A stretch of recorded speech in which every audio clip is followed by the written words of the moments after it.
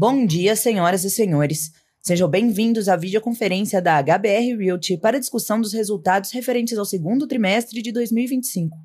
Esta videoconferência está sendo gravada e o replay poderá ser acessado no site da companhia, www.hbrrealty.com.br. A apresentação também estará disponível para download.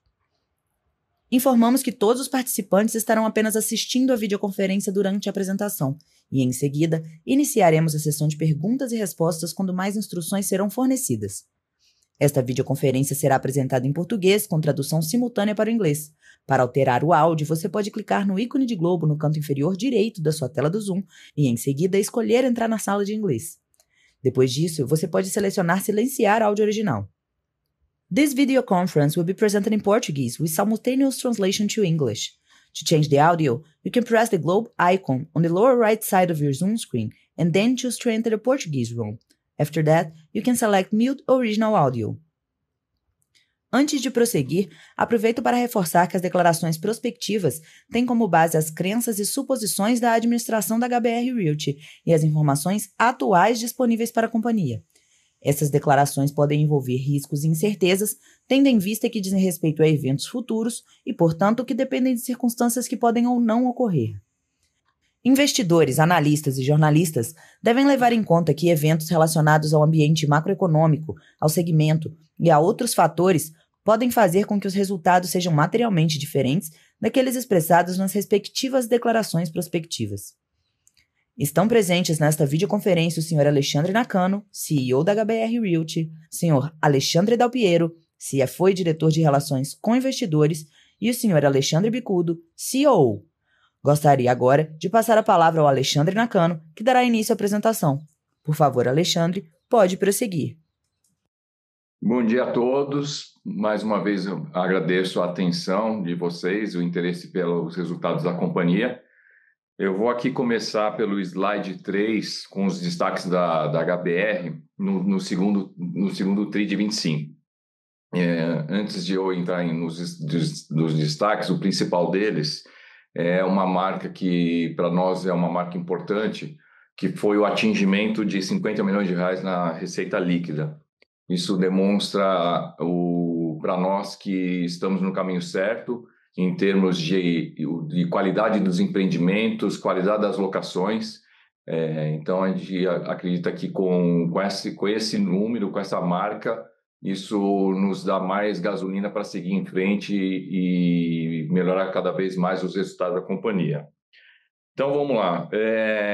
A receita líquida, né, como eu vinha falando aqui, ela cresceu 36%, né, e o EBITDA ficou 19%, olhando o período segundo TRI 25 contra segundo TRI 24.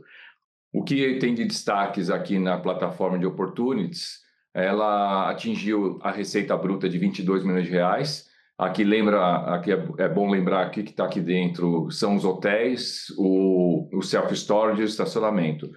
E óbvio que o maior destaque é o o hotel. Ele inaugurou em dezembro de 24. Fizemos um combinado com a Marriott de iniciar a operação dele de uma maneira muito, muito tranquila. Então ela aconteceu aí, teve um soft open de mais ou menos uns 3 meses, quando ele começou a entrar em operação com um potencial maior, e então por isso que no segundo TRI a gente vê uma melhora muito grande na receita bruta, né, que cresceu aí quase 61% em relação ao TRI anterior, e isso ainda é só o começo, porque na hotelaria, o semestre bom é o segundo semestre, principalmente os meses de setembro a novembro. Então, a gente espera aí que nos próximos trimestres a gente tenha boas surpresas vindo do W, que é o carro-chefe hoje do Opportunities, pelo tamanho dele e relevância dele. Olhando a ocupação no geral, a gente está com uma ocupação boa, 80%, né? Isso é um combinado entre todos os ativos dessa plataforma. No Convém, o Bicudo daqui a pouco vai detalhar um pouco mais, mas vocês vão ver que eu venho ressaltando muito o crescimento do negócio Convém, né? Apesar de eles serem, se olhar cada Convém como um empreendimento, ele pode ser um menor, outro médio, outro maior, mas se vocês juntando tudo isso, é como se fosse 3, 4 shopping centers médios, e só que ele está numa dinâmica de conveniência, né, de um comércio mais de necessidade. E isso faz com que ele seja resiliente. E os números demonstram isso, né? A receita líquida, ela cresceu 47%, né, de 6 milhões de reais agora no segundo TRI, e olhando com TRI contra TRI, né, dentro do mesmo ano, cresceu 2 dígitos, 11%. O NOI, ele também teve um aumento de 70%, totalizando quase 5 milhões de reais, e a margem, ela vem se recuperando e vem encostando na margem de shopping center, de novo, demonstrando que o negócio do Convém, ele é um varejo que é, para nós, a gente acredita muito nele. E essa margem, óbvio que ela vai crescer conforme os novos convênios vão sendo entregues, porque os novos convênios, eles estão em endereços dentro da cidade de São Paulo mais nobres, automaticamente aluguéis maiores, automaticamente o NOI melhor. Então, a tendência é que esses números terão uma melhora conforme as próximas entregas. Olhando para os convênios, eu quero destacar aqui 2 convênios, o BCP e o Vila Madalena, que teve aumento aí bem relevante de 154%, olhando ano contra ano. E o BCP é um case do que eu gosto de falar dele, porque o BCP a gente fez a aquisição sabendo que tinha upside ali a ser recuperado e a ser colocado lá dentro dele, e isso está acontecendo, né? Então a gente fez uma série de trocas de operações, algumas reformas, combinamos com o cinema de eles fazerem reformas e colocarem mais salas VIPs, então o fluxo do empreendimento subiu, o ticket médio também subiu, e os operadores novos trouxeram novos clientes para o BCP, por isso que tem esse resultado. E a grande novidade do trimestre é o Convém Pinheiros, que são as lojas que ficam debaixo do Hospital Einstein, que a gente alugou no 3A, e que ele foi entregue agora com 3 mil metros quadrados, e que deve suas operações às lojas que já estão em obra inaugurar por volta lá de outubro. E aí a taxa de ocupação continua em 85%, mas lembrando que houve aí um acréscimo de 10 mil metros quadrados só no segundo TRI. Então, ou seja, a gente vem entregando bons números de ABL novas, só que a gente conseguiu manter a ocupação. Isso significa que o nosso comercial vem trabalhando com bastante esforço aí a manter essa taxa de ocupação. Na plataforma 3A, a receita líquida ela atingiu 5 milhões, né? Teve um crescimento de 5,5%. A obra da Torre da Paulista, ela atingiu 20% agora, ela vem super bem, a Constru Company está conosco lá e está mandando muito bem na tocada da obra. O Pinheiros, a gente finalmente fez a entrega do empreendimento para o Einstein. O Einstein já está com suas obras dentro da torre, né, para inaugurar o ano que vem, então segue curso normal. A taxa de ocupação continua 100%, e vale aqui destacar que mesmo as novas torres que estão para chegar, a gente já tem conversas avançadas, e a ideia é que a gente inaugure as torres já alocadas para manter esse bom número de 100% de ocupação nos nossos empreendimentos 3A. Olhando para os shopping centers, a receita líquida ela bateu 18 milhões de reais, um avanço de 8% em relação ao ano anterior. O NOI atingiu 15 milhões de reais, com um aumento de 12% também em relação ao ano anterior. E a margem atingindo aí 85%, aumentando 3 pontos percentuais em relação ao ano passado. O destaque aqui fica para o Mogi e para o Pátio Olinda, aí vocês estão vendo aí o avanço percentual da receita bruta de cada um deles. As vendas subiram 10% e a taxa de ocupação a gente manteve aí 92%, né? E lembrando que o Mogi e o Suzano quase com 100%. Isso traz uma leitura muito positiva, que quando vocês olham que a receita líquida, o NOI, teve aumentos expressivos, mesmo com o shopping já na sua capacidade máxima de de lotação, de locação, significa que ele cresce mesmo sem novas lojas. Ele cresce porque ele está muito pujante. Mogi, já estamos aí com o projeto aprovado e prestes a iniciar a expansão, porque a gente, infelizmente, está declinando algumas novas operações, porque a gente não tem loja para absorver essas novas operações. Então, a gente está com a expansão para ser anunciada em breve. Agora eu vou passar a palavra para o Alexandre Bicudo, que vai detalhar mais sobre o Convém e Shopping Centers. Obrigado, Nakano. Bom dia a todos.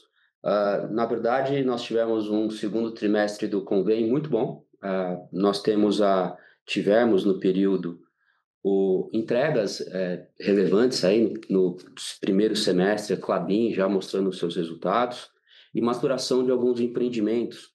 Então, por exemplo, Vila Madalena e a própria revitalização do BCP com novas operações. Com relação às vendas, nós tivemos no período, no segundo trimestre, 101,4 milhões, que representa um crescimento de 32,1% em relação ao mesmo período do ano passado. No conceito mesmas lojas, 75,1 milhões, com mais 29%. Em relação aos aluguéis, o total de 8,8 milhões, é um crescimento de 29,1% em relação ao segundo tri do ano passado, e mesmas lojas, 5,4 milhões, mais 5,7%.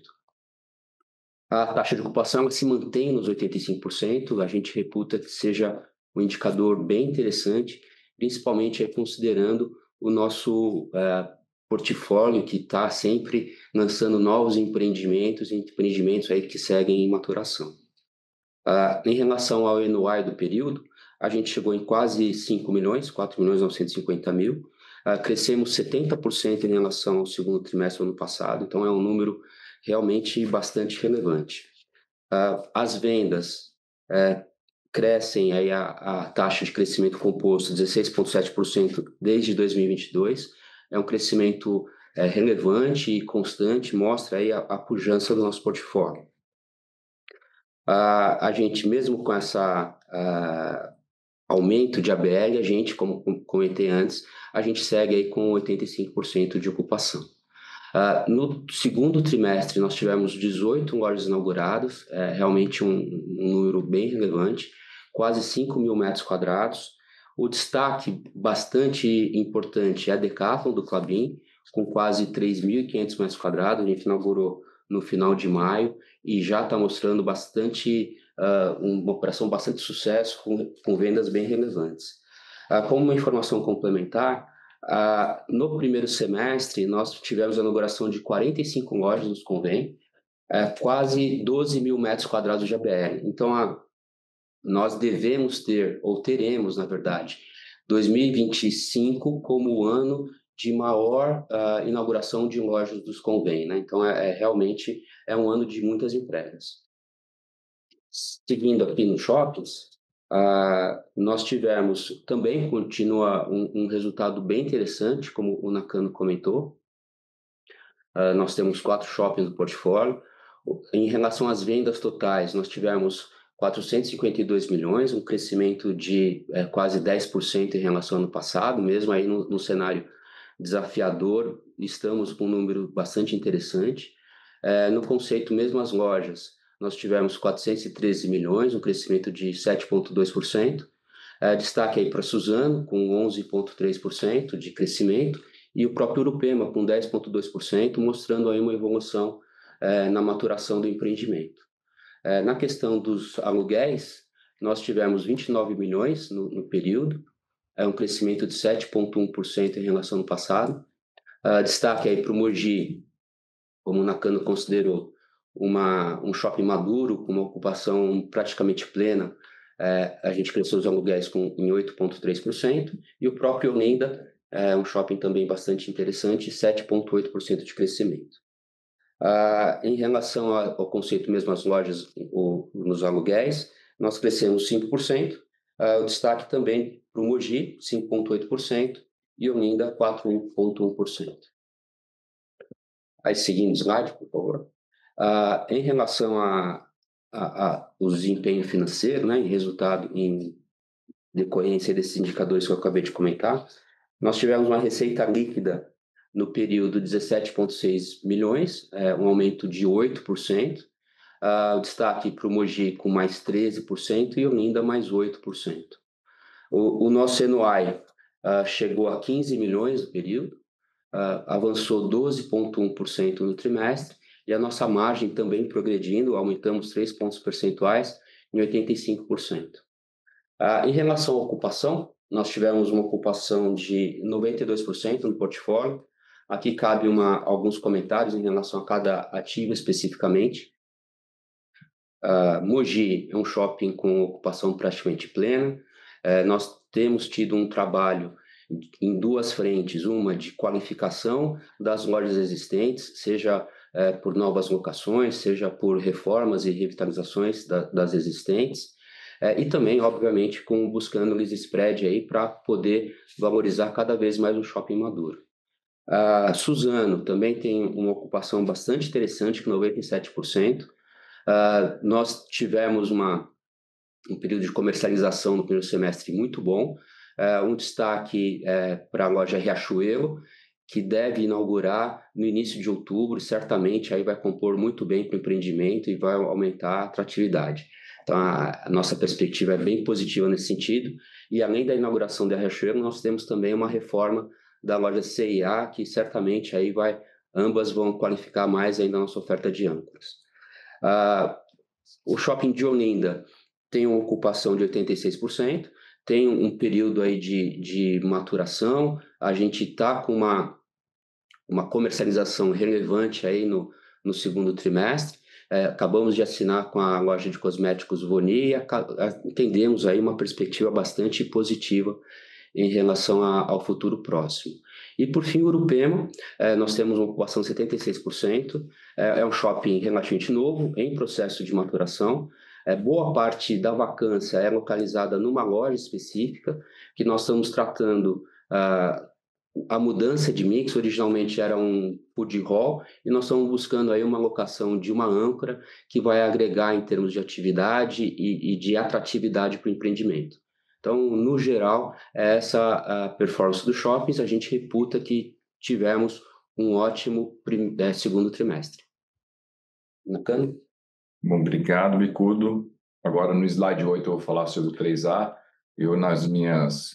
Nos meus destaques, eu já passei por quase todos os pontos aqui, mas eu gostaria de destacar a ocupação de 100%, e mesmo com as novas entregas e com as conversas que a gente vem já tendo, a gente quer manter essa ocupação 100% mesmo nas novas torres, né?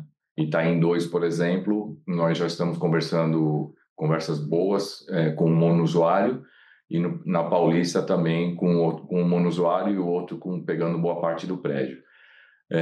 Olhando aqui pelo gráfico da direita, o que vale destacar aqui como a gente já falou nos últimos calls, dentro daquela agenda nossa de olhar para o caixa com carinho e rediscutir não só os projetos que a gente vai entrar, mas também os projetos que a gente vai postergar ou eventualmente sair. Tá? Assim como já fizemos, por exemplo, para quem nos acompanha, com a torre corporativa que a gente tinha lá no terreno na João Dias, na Marginal Pinheiros.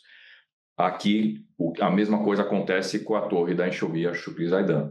A gente está monitorando com muita atenção os movimentos lá dos corporativos daquela região, que dentro da vacância de São Paulo, ainda lá tem uma vacância ainda muito alta, né? Isso pressiona os preços, pressionando os preços de aluguel.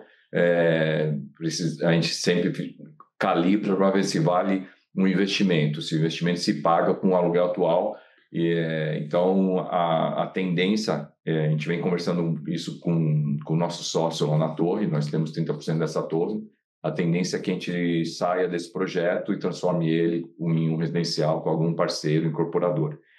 Nos demais, a gente mantém todos os outros projetos, né? E Chip Faria Lima, agora anunciado a venda dos CEPACs agora em agosto, a gente vai também entrar nesse leilão.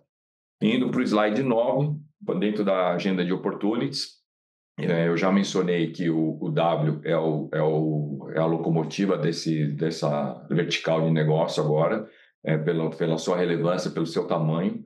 E o Mais Blocos, ele vem crescendo, ele está super bem posicionado. Lembrando que hoje a gente tem 3 ativos, vou falar sobre a reciclagem de 2 ativos desses 3. Mais para frente eu vou falar um pouco disso.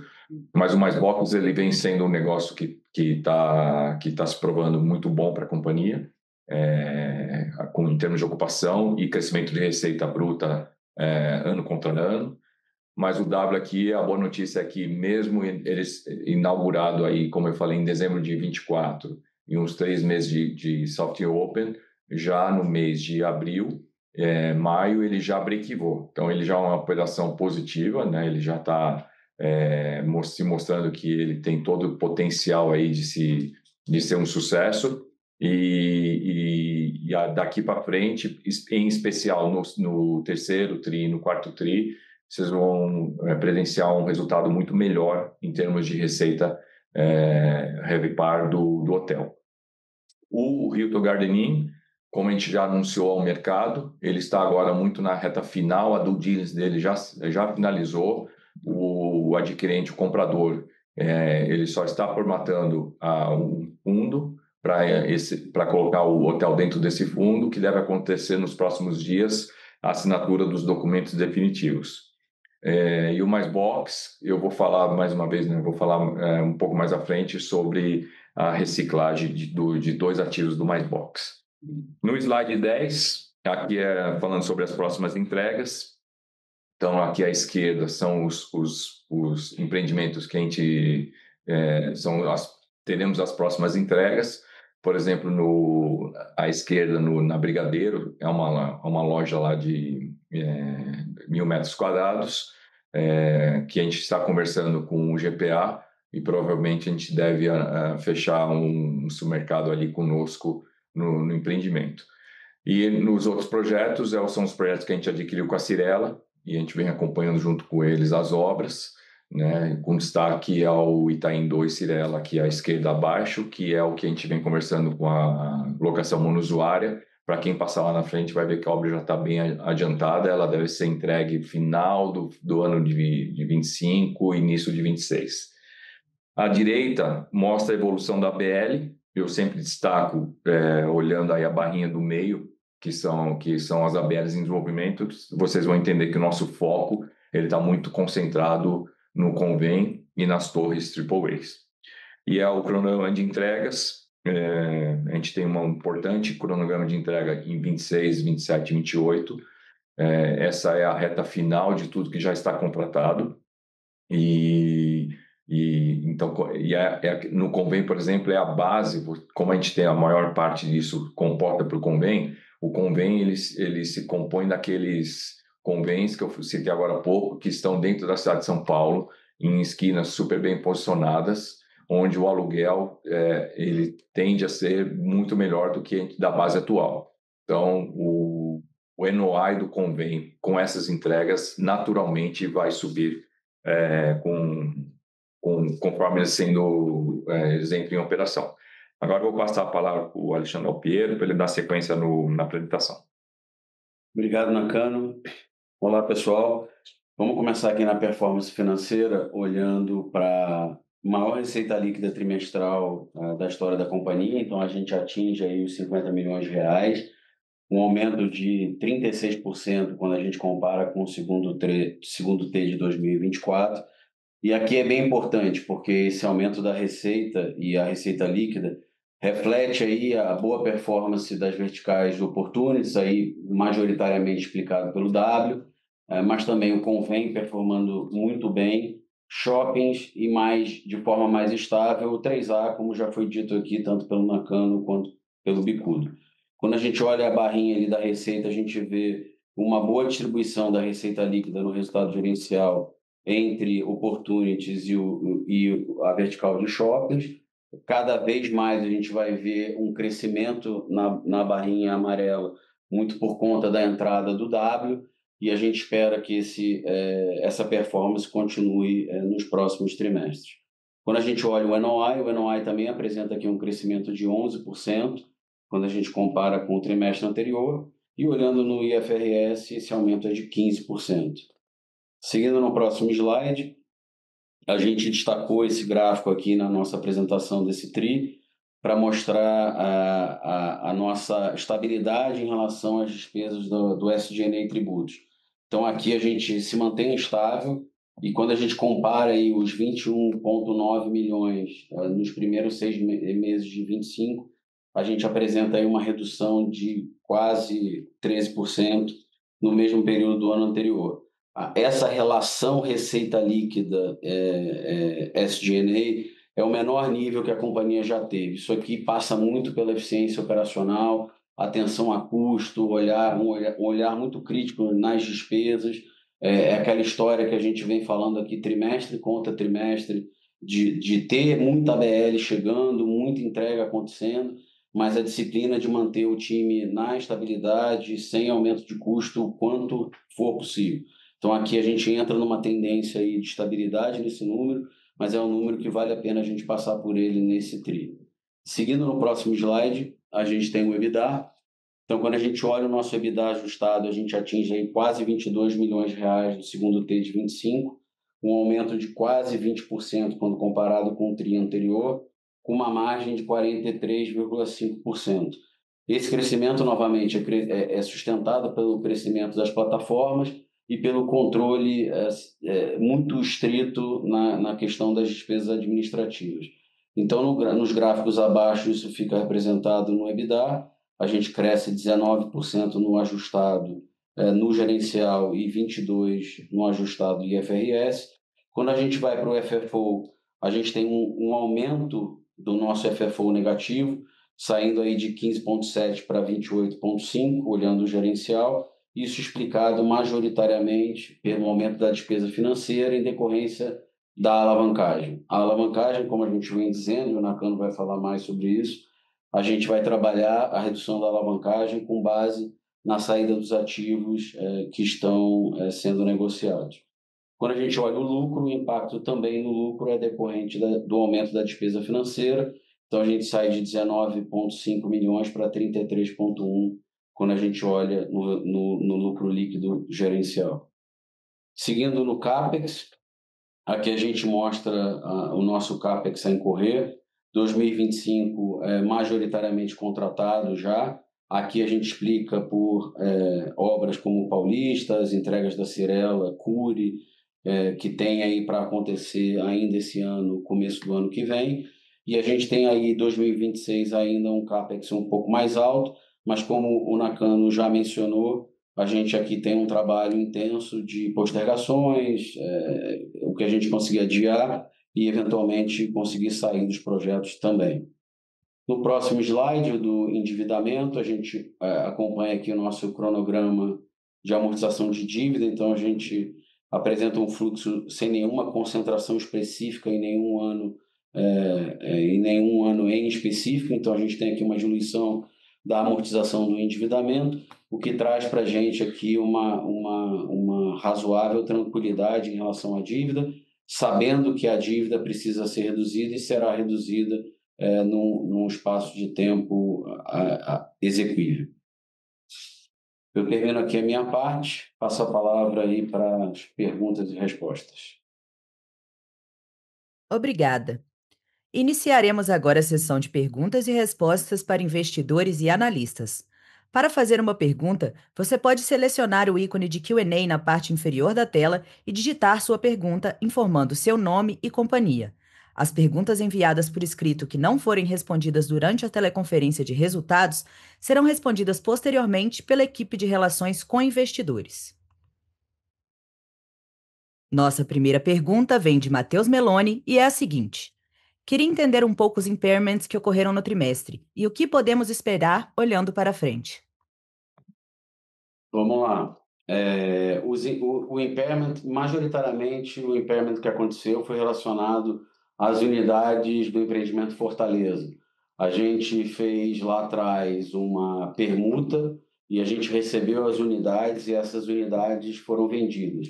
A gente teve aí um estoque de vendas de aproximadamente 60%, 70%, desculpa, uma quantidade de vendas de 60%, 70%, tendo ainda em estoque mais ou menos 30%, 20%, e esse 30%, 20% que ainda está para ser vendido, ele foi ajustado com base nos últimos preços de venda. Então, por consequência, a gente fez esse ajuste ele é majoritariamente o aumento do trimestre na questão do impairment. A gente tem aí olhado também saídas de projetos, e essas saídas eventualmente podem gerar algum tipo de ajuste, dado que é como aquele ativo está marcado versus o preço negociado. Mas a resposta para a pergunta é que, majoritariamente, isso se refere à questão do Hotel Fortaleza, das unidades que a gente ainda tem no estoque, marcadas pelo último preço disponível. Nossa segunda pergunta vem de Carlos Eduardo e é a seguinte: com o crescimento do portfólio neste semestre, como foi possível manter o G&A proporcionalmente mais baixo em comparação aos trimestres anteriores? Eu falei um pouco sobre a questão do SG&A na minha parte da apresentação. A companhia aqui, o Nakano, eu, o Bicudo, a gente tem trabalhado muito na questão dos custos, nas despesas administrativas, no foco na operação, sabendo o quão importante é manter as despesas em boa ordem. Então, o nosso mantra aqui é muito essa questão operacional. Obviamente, você tendo um aumento da receita, você também aumenta, você dilui mais a sua base de custo, mas a gente conseguiu uma rápida evolução, saindo de um pico de mais de 30% e indo para 22%, tendo foco também na despesa. Então, quando a gente olha a despesa somente, quando comparada a períodos anteriores, ela vem numa trajetória de queda, e agora acho que a gente tende a ficar numa estabilidade. Então, acho que é um trabalho aqui de foco na operação para, de fato, trazer mais resultado para a mesa, mas também um foco muito intenso na questão da despesa, pegando aquele mantra que o Nakano fala muito, da despesa igual unha. Se a gente não cortar toda semana, ela cresce. Aqui é basicamente o que a gente tem feito nas linhas de despesa. Nossa próxima pergunta vem de Herman Lee e é a seguinte: bom dia, obrigado pelo espaço. Duas perguntas do nosso lado. A primeira em relação a custos. Vimos que a receita subiu com contribuição do W, mas também houve aumento de custos, o que é natural. Quando podemos ver custos e margens convergir num nível em que vocês consideram ideal? E a segunda pergunta sobre Convém. Vimos melhoras tri a tri, e o que me chamou a atenção foi o SSS de 30%. Podem destrinchar essa performance e perspectiva? Eu vou pegar a primeira parte e aí depois eu passo para o Nakano, para o Bicudo arrematar o Convém. Obrigado, Renan, pela oportunidade de explicar isso para o nosso investidor. De fato, eu lembro aqui na fala do Nakano, no começo do nosso call, o W Hotel é um hotel de luxo, ele está no high-end de atendimento ao público. Então, desde a época do soft opening dele, quando ele nem tinha todos os quartos abertos, ele tinha 50, 70, depois 90, 100, a quantidade de pessoal disponível para atender o hotel, ela já estava lá. Então, toda a questão de custo, o custo já chegou antes. O custo ele já está rodando desde o primeiro trimestre, principalmente por ser um hotel de luxo. Eu gosto de dar o exemplo bem simples, mas eu acho bom para o nosso investidor poder tangibilizar. Então, assim, eu tenho 50 quartos abertos de um hotel que tem 179. Eu sei que a minha ocupação para aquela semana vai ser de pouquíssimos quartos, mas não importa, eu vou ter na minha recepção 5 pessoas, eu vou ter 2 pessoas para recepcioná-lo no elevador, eu vou ter na área de restaurante o staff completo, porque esse indivíduo, esse público de alto luxo, ele tem que ter a experiência no máximo da qualidade. Então, ele não pode ter um déficit de pessoal atendendo ele em qualquer que seja o lugar que ele vá, independente do hotel ter 10 ou 100 pessoas. Obviamente que tem uma razão de escala entre 1 e 100, mas você imagina que você tem muito mais pessoal antes do volume chegar lá. Então, por isso a gente tem esse desbalanceio em relação ao custo. Mas, como o Nakano já falou, esse hotel ele já está nessa estabilidade entre receitas e despesas, então ele já se paga. A partir desse momento, a receita começa a entrar. Então, a gente vai ver um equilíbrio desses custos e a receita sendo maior do que a despesa muito a partir de agora. Já foi mencionado aqui, primeiro semestre ele não é o melhor tanto para a hotelaria quanto para evento, então a gente espera um segundo semestre muito mais forte para o Hotel W, para o W Hotel, e a gente vê esse equilíbrio aí se materializando terceiro e quarto trimestre. Sobre o convênio, antes de eu passar para o Bicudo, eu acho que é outra coisa que a gente fala muito para a nossa base. É a materialização do mix do convênio. A gente já espalhou o convênio nas principais esquinas de São Paulo. Cada vez mais a gente vai continuar espalhando. E a cidade está abraçando esses convênios, porque a cidade continua a crescer, os prédios continuam a subir, as pessoas continuam se locomovendo de um lado para o outro, e a conveniência vem se destacando cada vez mais dentro da cidade de São Paulo. Então, acho que isso referencia o mix que a gente coloca lá. A gente está conseguindo capilarizar esse mix, assim como a gente tem a experiência no shopping, a gente está levando para lá. E acho que isso acaba refletindo fortemente aí na questão das vendas por conta disso. Começa a virar referência. Mas aí eu deixo para o Bicudo falar um pouco aí das lojas e como a gente vê isso aí para os próximos. É isso, Dalpeiro. Nós somos ainda uma empresa com um portfólio com muitas operações e muitos empreendimentos novos. Então, há uma tendência de novas entradas e novas operações, né? Fora isso, nós temos casos de revitalização, como o próprio BCP. Então, nós temos lojas que entraram recentemente e passam por um processo de maturação e de crescimento de vendas relevantes. O BCP, claramente, alguns restaurantes, o próprio Convém Vila Madalena, o próprio Convém Limão também, com alguns bons exemplos. E nós temos, de uma forma geral, uma atividade comercial bastante interessante. Então, as substituições que nós fazemos, eventualmente, novas operações, como eu comentei antes também, a gente trabalha bastante com essa questão de atratividade do varejo na perspectiva do cliente. Isso tudo agrega para uma boa performance, inclusive no conceito mesmas vendas, mesmas lojas. Deixa eu fazer só complementar aqui as duas respostas. No W, a gente está com a Merit, casado com a Merit na gestão.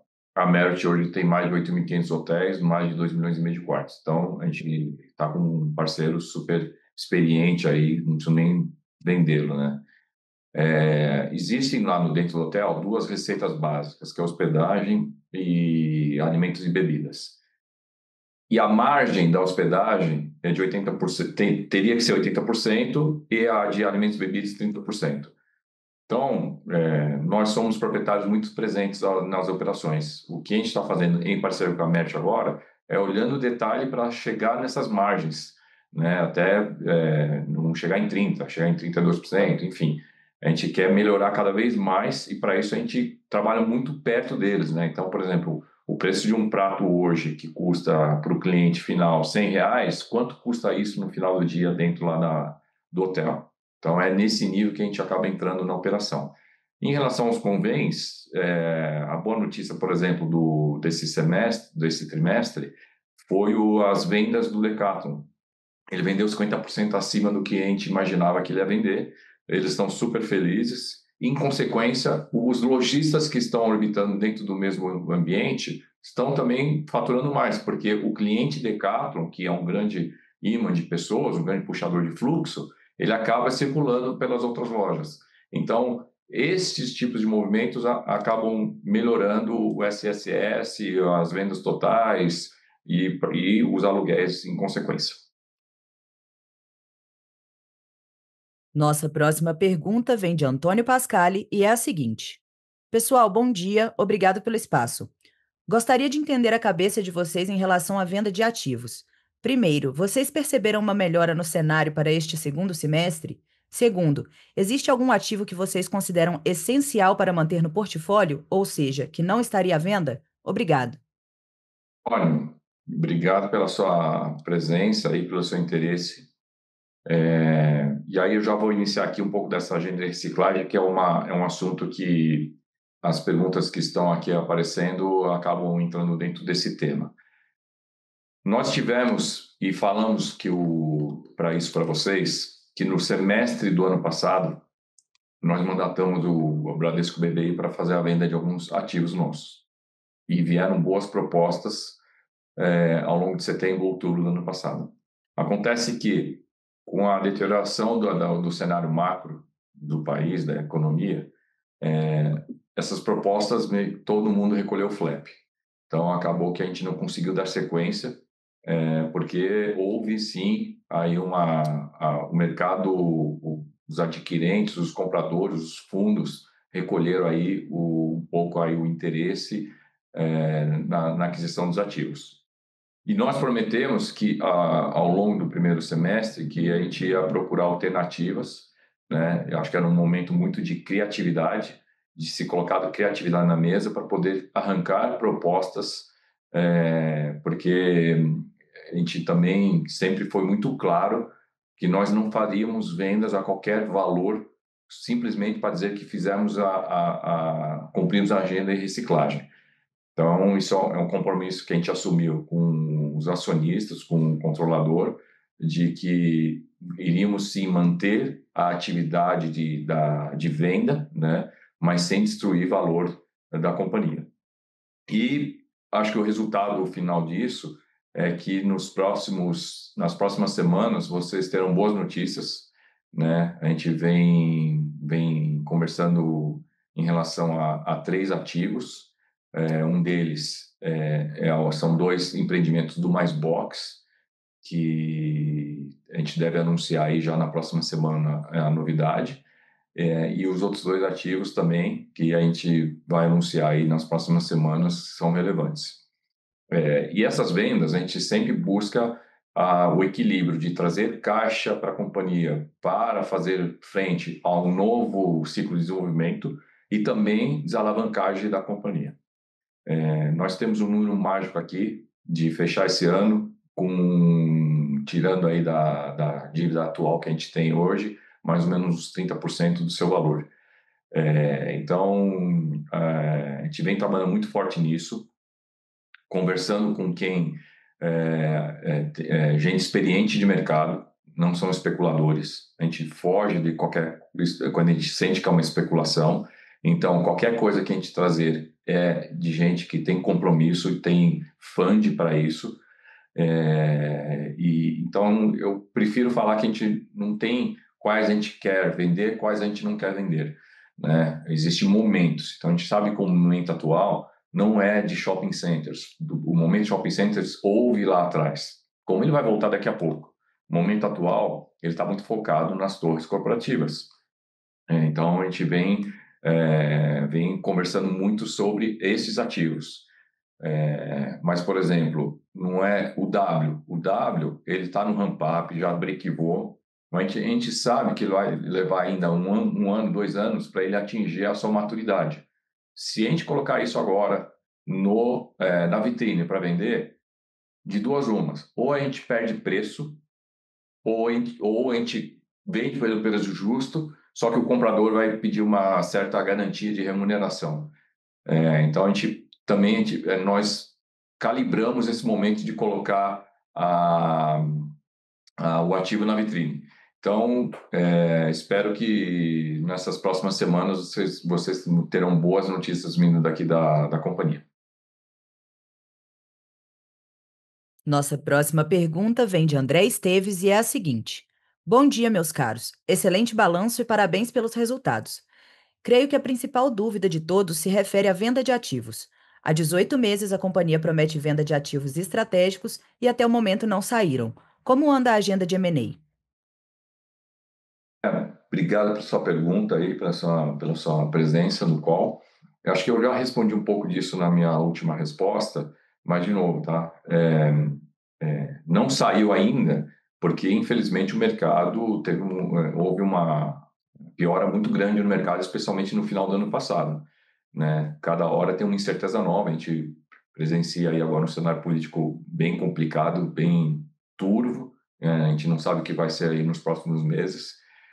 Então, a gente está sendo muito, muito seletivo com quem a gente está conversando. De novo, estamos conversando com gente que a gente sabe que é séria, que vai ter condição, funding e real interesse na aquisição. Então, esse período aí de 18, 12 meses que você mencionou, é um período que a gente vem tentando trazer, haja vista que hoje tem menos gente, menos fundos procurando a aquisição no momento, esperando um pouco a melhora no cenário macroeconômico do país e político.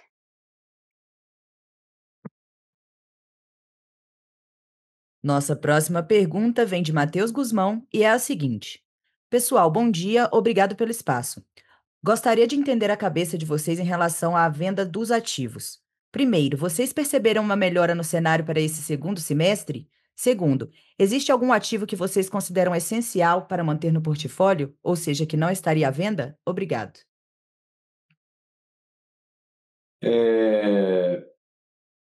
Vamos lá.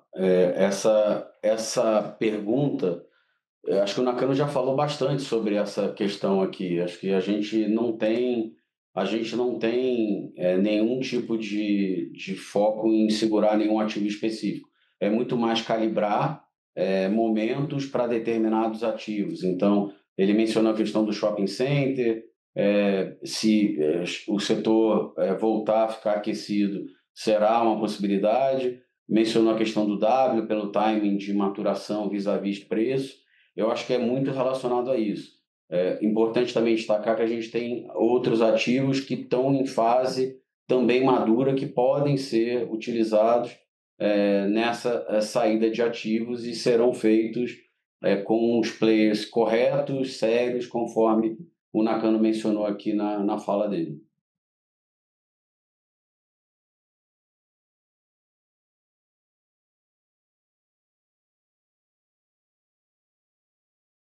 Nossa próxima pergunta vem de Lucas Suemitsu e é a seguinte: Poderiam comentar a expectativa de data para a conclusão revisional do 3A Faria Lima?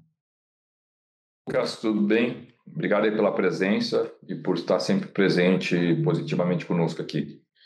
Essa revisional começa agora, no mês de setembro, outubro, e a gente já está se movimentando para isso. A expectativa de conclusão dela vai depender muito da devolutiva do locatário, né, da WeWork. Existe aqui, a gente está muito positivo em relação a essa revisional, porque a gente sabe que o mercado, que a região da Faria Lima andou muito na questão do aluguel. Então, a gente tem todo o ambiente, todos os números a nosso favor. Então, a gente espera que tenha aí uma conversa rápida, né? Mas devo crer que não vai durar menos aí de 3 meses para concluir. A sessão de perguntas e respostas está encerrada. Gostaríamos de passar a palavra ao CEO da companhia, Sr. Alexandre Nakano, para que faça as considerações finais. Bom, mais uma vez eu quero agradecer o interesse de todos, a presença de todos. Destacar que vocês viram que os números operacionais, em especial o Convém, eles mostram que a gente vem fazendo a aposta certa. Não quero ser petulante aqui, mas assim, para nós não é surpresa. A gente sempre soube o que a gente tem de tijolo hoje. Ele tem total capacidade de entregar o que está sendo exposto hoje a vocês. Então, o nosso foco é não deixar a peteca cair para os próximos empreendimentos, né? A gente sabe que hoje os empreendimentos atuais estão bem posicionados, né? Alguns na sua curva de maturação. Então, quando você pega o same-store sales, tanto dos shoppings quanto do Convém, a gente percebe que há uma evolução positiva. Isso mostra que o lojista que está lá já há mais tempo vende cada vez mais, né? E os lojistas novos estão vendendo também. Então, em termos no varejo, a gente está bem contente com os números que a gente apresentou para vocês. Dentro da plataforma 3A,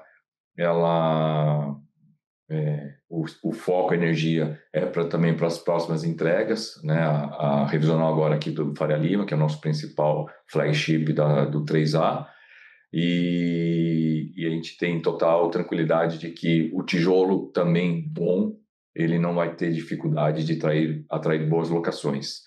O Einstein começou a sua obra, como eu já mencionei, então isso para nós é icônico, ter um locatário do nível de excelência do Einstein, né? Isso mostra a nossa flexibilidade e capacidade de transformação, né? Lembrando que esse empreendimento que o Einstein alugou da gente, ele foi concebido para ser um edifício para escritório, uma torre para escritório, e rapidamente, quando a gente começou a conversar com o Einstein, a gente transformou o empreendimento para receber uma unidade hospitalar. Isso significa mudar elevadores, escada de emergência, largura, alguns acessos, torre de oxigênio, ambulância, enfim. A gente conseguiu aí rapidamente transformar e hoje lá o Einstein já em plena obra aí para inaugurar o ano que vem. Dentro da caixa de opportunities, da vertical de opportunities, o MaisBox vai indo super bem. Estamos aí para anunciar para vocês a possível venda de 2 unidades nossas do MaisBox para um player relevante de mercado. E a grande novidade aqui também é o W, que ele vem entregando super bem os resultados, ocupação dentro do que a gente esperava, até um pouco acima em alguns meses. Os restaurantes que são muito importantes, a receita de A e B para o W é tão importante quanto a de quartos, né? Um pouco diferente do nosso Hilton. O Hilton, o quarto tem um peso maior na composição de receitas. Então, toda a parte de eventos, alimentos, bebidas, catering, restaurantes, ela é muito importante para compor a receita do W, e isso também surpreendendo bem, principalmente os restaurantes do W. Olhando para a HBR, acho que eu quero destacar aqui o que o Dalpiero já falou, e que a gente vem prometendo isso nos últimos calls, que é a questão da eficiência operacional.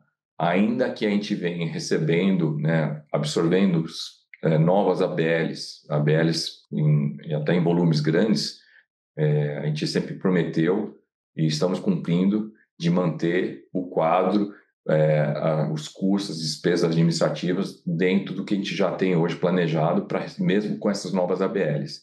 Então, aí vocês vão ver vocês viram que a margem de N&A em relação à receita, ela vem sendo cada vez mais eficiente, e a gente espera manter isso aí para as próximas entregas também.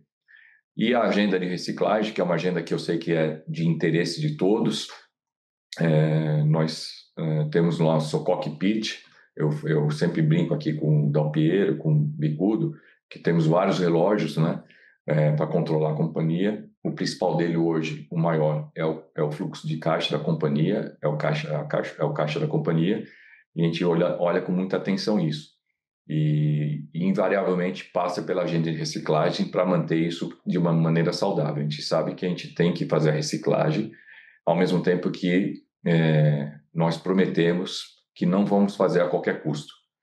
E espero que a gente cumpra isso com essa promessa nas próximas semanas, quando a gente vai anunciar alguns movimentos que a gente vai fazer no mercado com os nossos empreendimentos. Mais uma vez, agradeço a presença de vocês. Nosso time aqui, tanto os 3 Alexandres quanto a Natália do RI, fica à disposição para quem tiver dúvidas, que a gente não possa ter esclarecido aqui. E bom final de semana a todos. Muito obrigado. A videoconferência da HBR Realty está encerrada. Agradecemos a participação de todos e tenham um excelente dia.